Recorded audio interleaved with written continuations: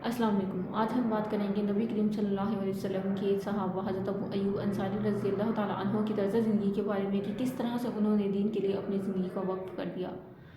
ये वाक़या है जब नबी करीम सल्लल्लाहु अलैहि वसल्लम को मदीना की तरफ हिजरत करने का हुक्म हुआ और नबी करीम सल्लल्लाहु अलैहि वसल्लम मदीना मुनव्वरा तशरीफ़ ले गए, तो वहाँ के लोगों ने बड़ी खुश दिली से अपने घरों के दरवाजे आपकी खिदमत के लिए खोल दिए और हर घर के लोगों की यही ख्वाहिश थी कि नबी करीम सल्लल्लाहु अलैहि वसल्लम उनके घर में क़याम करें। लेकिन जब नबी करीम सल्लल्लाहु अलैहि वसल्लम मदीना मुनव्वरा पहुँचे तो उन्होंने मदीना मुनव्वरा के करीब एक छोटी सी बस्ती जिसका नाम कबा है वहाँ पर क़याम किया और अपने हाथ से वहाँ पर पहली मस्जिद जिसको मस्जिद कबा के नाम से याद किया जाता है तमीर की। कुछ दिन वहाँ क़याम करने के बाद फिर नबी करीम सल्लल्लाहु अलैहि वसल्लम अपनी ऊँटनी पर सवार हुए और मदीना की तरफ रवाना हुए।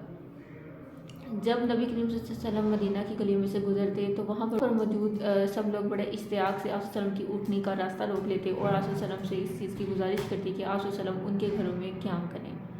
नबी करीम सल्लल्लाहु अलैहि वसल्लम ये कहकर उनका इनकार कर देते कि इसका रास्ता मत रोकोगे, ये अल्लाह की तरफ से है कि जहाँ पर अल्लाह ताला का हुक्म होगा कि ये वहीं पर रुकेगी और वहीं पर नबी करीम सल्लल्लाहु अलैहि वसल्लम क़याम करेंगे। तो वो ऊँटनी जिसके घर के आगे से गुजरती तो मायूसी उनके चेहरों पर फैल जाती कि अब नबी करीम सल्लल्लाहु अलैहि वसल्लम उनके घर में क़याम नहीं करेंगे। इसी तरह से एक एक घर के आगे से ऊँटनी गुजरती गई और हज़रत अबू अय्यूब अंसारी रज़ी अल्लाह ताला अन्हु के घर के सामने एक मैदान में जाकर बैठ गई।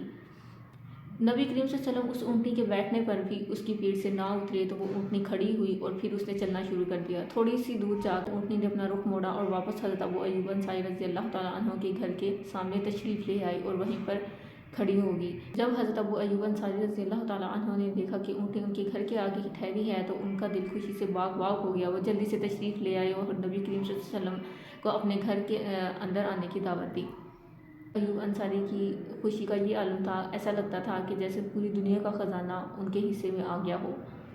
अबू अय्यूब अंसारी रज़ी अल्लाह ताला अन्हु का घर 2 मंजिला था। उन्होंने बलाई मंजिल को नबी करीम सल्लल्लाहु अलैहि वसल्लम की खिदमत के लिए अपने बीवी बच्चों के सामान से खाली करवा दिया था, ये सोचकर कि वो हमसे ऊपर रहेंगे और इस तरह उनकी बेअदबी ना होगी। लेकिन नबी करीम सल्लल्लाहु अलैहि वसल्लम ने निचली मंजिल में रहने को तरजीह दी।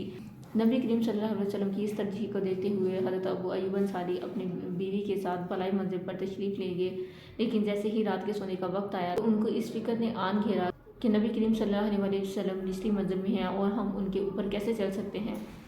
उनके जहन में बेअदबी का खौफ आ गया कि इस तरह से उनकी बेअदबी ना हो कि हम उनके ऊपर चलते फिरें और वो उसी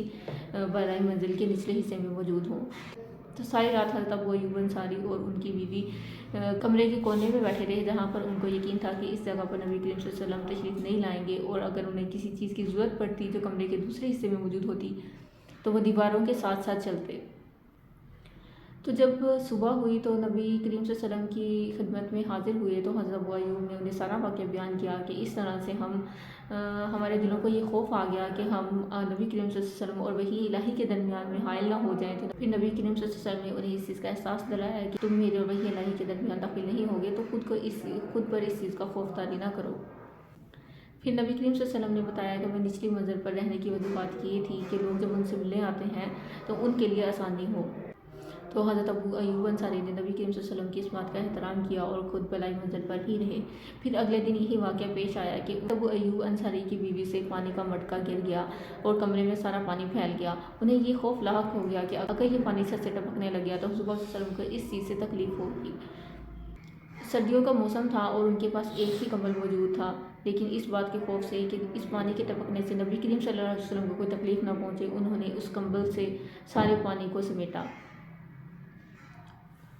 और अगली सुबह ये वाक़या नबी करीम सल्लल्लाहु अलैहि वसल्लम की खिदमत में पेश किया और कहा कि या रसूल अल्लाह, हमारा दिल इस खौफ से खाली नहीं होता कि हमारी वजह से आपको कोई तकलीफ़ पहुँचे, और उनसे दरख्वास्त की कि आप बलाई मंजिल पर रिहाइश पजीर हों। तो नबी करीम सल्लल्लाहु अलैहि वसल्लम ने उनकी बात का मान रखा और बलाई मंजिल पर तशरीफ़ ले गए। नबी करीम सल्लल्लाहु अलैहि वसल्लम तकरीबन 7 माह तक हज़रत अबू अय्यूब अंसारी के घर में क़याम पज़ीर रहे। उसके बाद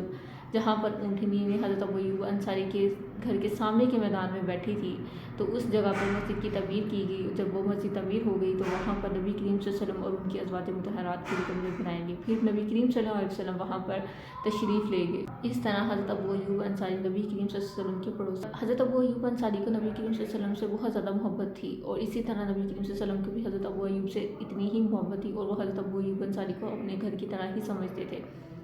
एक दिन शदीद गर्मी का मौसम था تو حضرت ابوبکر صدیق رضی اللہ تعالیٰ عنہ دوپہر کے وقت مسجد کی طرف روانہ ہوئے تو حضرت عمر رضی اللہ تعالیٰ عنہ بھی اسی وقت مسجد کی طرف نکل رہے تھے۔ تو انہوں نے حضرت ابوبکر سے سوال کیا کہ اے ابوبکر کہ تو اتنی گرمی میں مسجد کی طرف کیا کرنے جا رہا ہے؟ تو حضرت ابوبکر صدیق رضی اللہ تعالیٰ نے فرمایا کہ بھوک سے بہت بے چین ہوں، اس لیے مسجد کی طرف تشریف لے جا رہا ہوں۔ حضرت عمر نے کہا کہ میرا بھی یہی حال ہے۔ جب مسجد کے احاطے میں پہنچے تو نبی کریم صلی اللہ علیہ وسلم سے ان کی ملاقات ہوئی تو نبی کریم صلی اللہ علیہ وسلم نے ان کے آنے کی وجہ دریافت کی تو انہوں نے کہا کہ بھوک سے ہمارا حال بے چین ہے۔ تو نبی کریم صلی اللہ علیہ وسلم نے فرمایا کہ میرا بھی بھوک سے حال بے چین ہے۔ پھر نبی کریم صلی اللہ علیہ وسلم نے حضرت ابوبکر صدیق اور حضرت عمر رضی اللہ تعالیٰ عنہ کو اپنے ساتھ لیا۔ ابو ایوب انصاری رضی اللہ تعالیٰ عنہ کے گھر کی طرف روانہ ہو گئے۔ جب نبی کریم صلی اللہ علیہ وسلم حضرت ابو ایوب انصاری رضی اللہ تعالیٰ عنہ کے گھر میں پہنچے تو ان کی بیگم نے دروازہ کھولا